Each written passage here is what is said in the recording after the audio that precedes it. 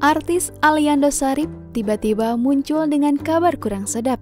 Bintang sinetron ganteng-ganteng serigala itu mengaku mengalami gangguan mental OCD ekstrim. Hal ini disampaikan langsung lewat siaran Instagram pada akun resminya.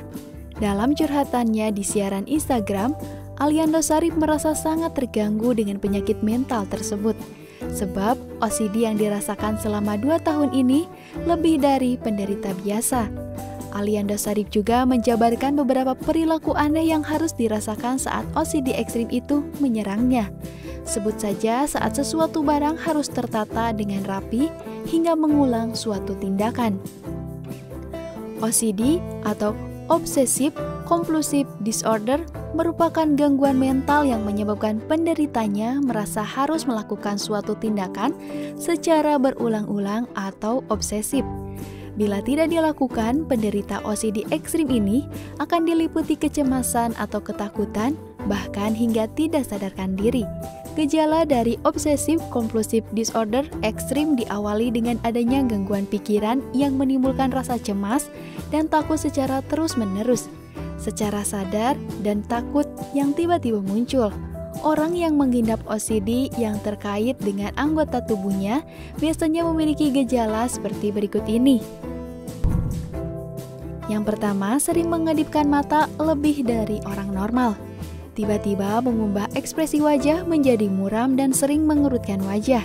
Suka memegang hidungnya secara terus-menerus. Mengulang suara batuk dan suara daham. Menggelengkan kepalanya secara terus-menerus secara beberapa saat. Sedangkan gejala pengidap OCD ekstrim yang berkaitan dengan mental, diantaranya tidak bisa melihat sesuatu tidak sesuai dengan urutannya, ukurannya, atau warnanya, takut akan keramaian, mengulangi beberapa aktivitas yang sudah ia lakukan, selalu terlihat rapi dan tidak bisa melihat ketidakrapian.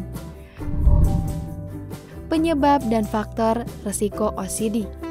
Penyebab OCD belum diketahui secara pasti, namun terdapat sejumlah faktor yang dapat meningkatkan resiko seseorang mengalami OCD.